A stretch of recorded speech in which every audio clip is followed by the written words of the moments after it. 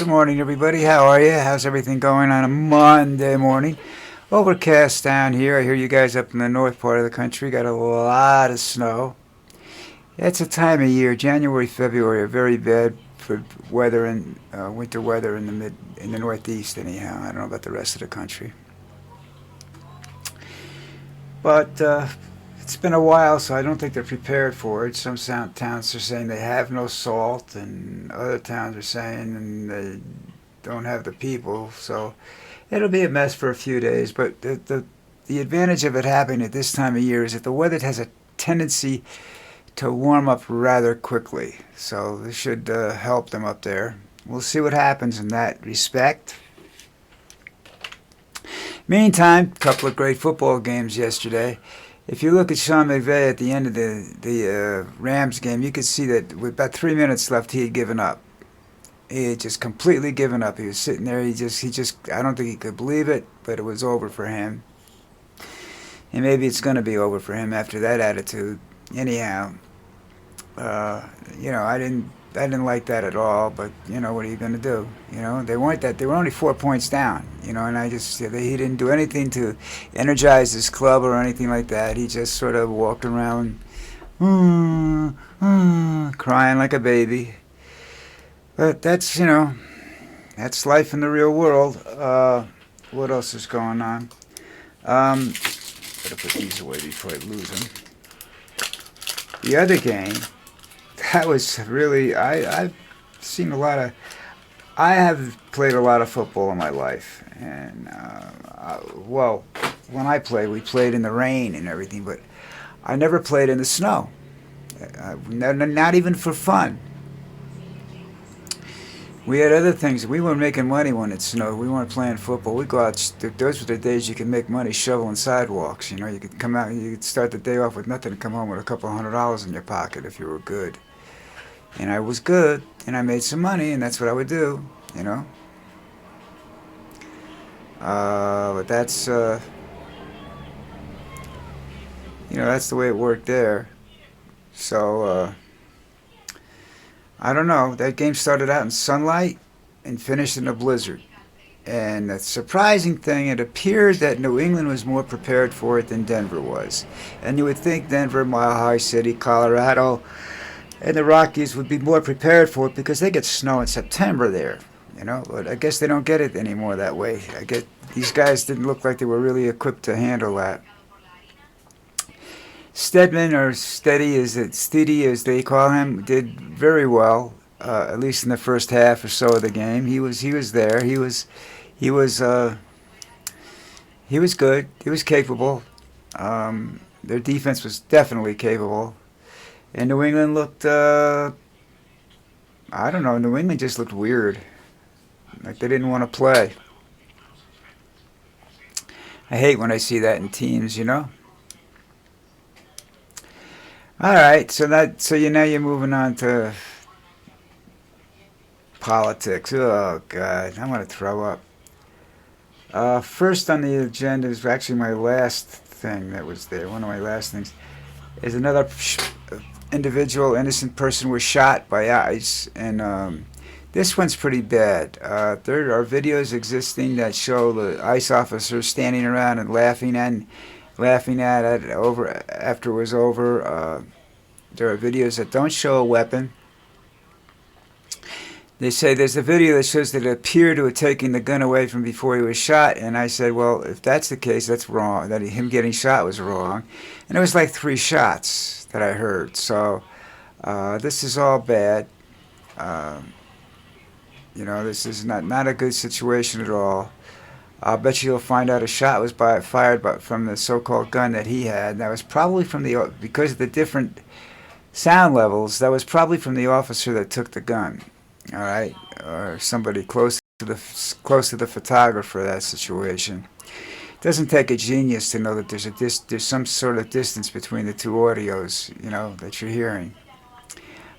Could be that the camera person was running away from the situation, and therefore the second shots were less. But you got to run pretty far if the first shot's that close, So I'm just saying that I don't believe the situation. I think he might have been shot for the sake of being shooting him. There's no evidence that I've seen so far where he owned a gun. So, and he's not the kind of person. His job and whatnot don't indicate that he would go buy a gun from the black market just to go so he could go to a rally and brandish it around. So I think that this was a setup.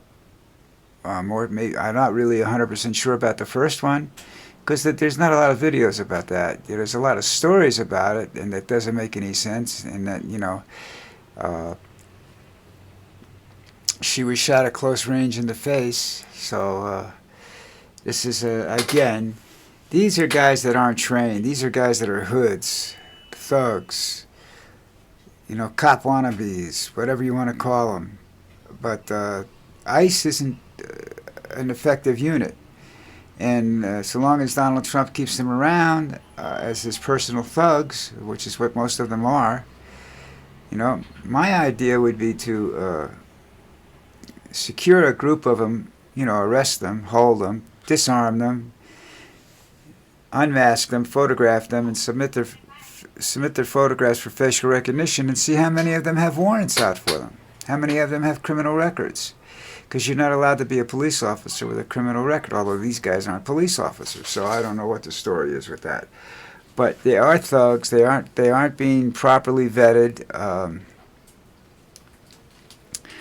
They're not giving orders except to go someplace, and then after that, it's up to them what they do.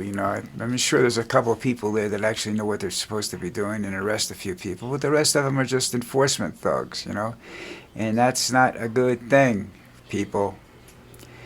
So,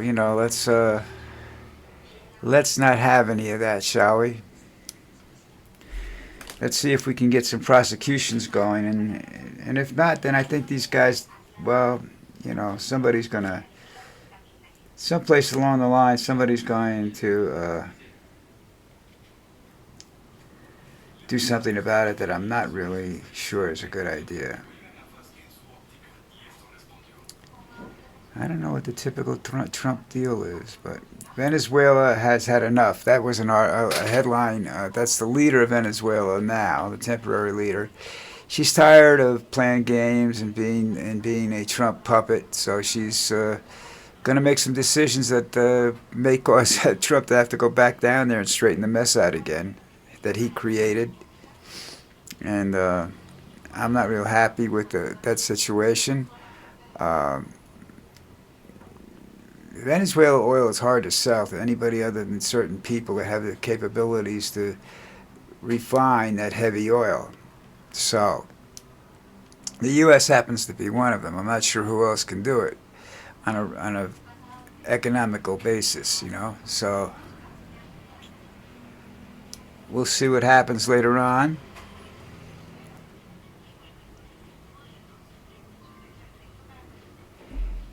And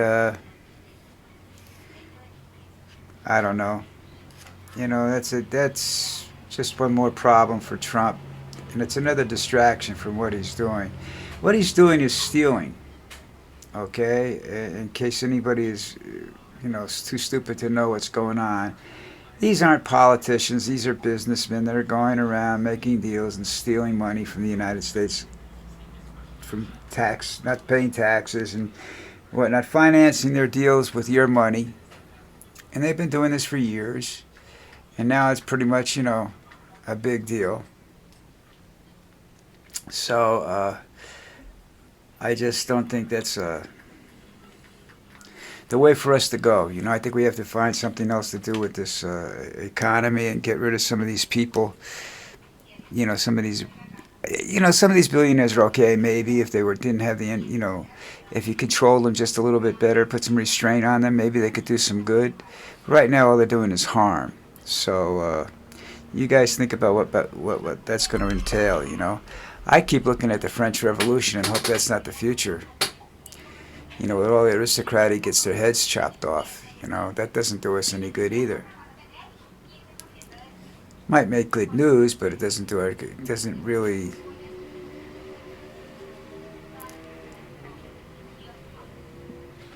do the world any good. It doesn't accomplish anything,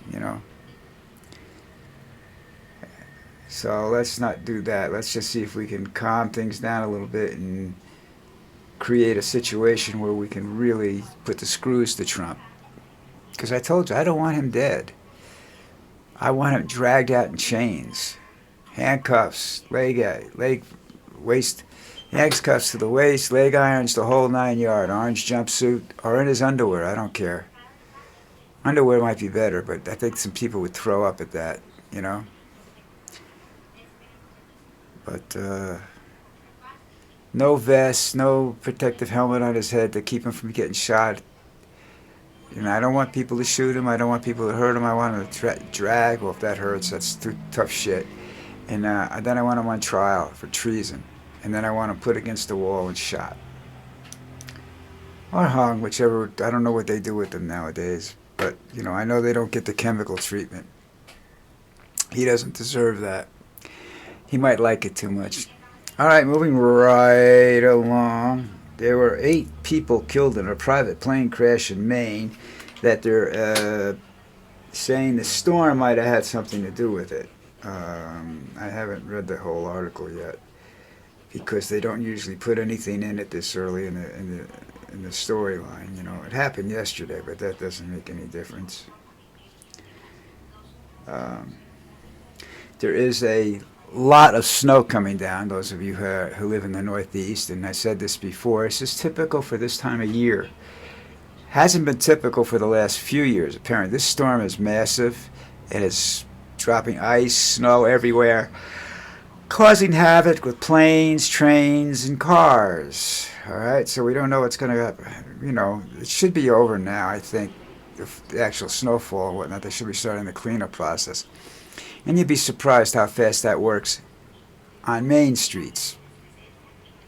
You get 20 inches of snow, it'll melt before they shovel it all out. You know, what happens, you get these piles of snow along the sidewalks, you know, and it makes it difficult for people to access various businesses and whatnot. So we'll have to wait and see what happens there.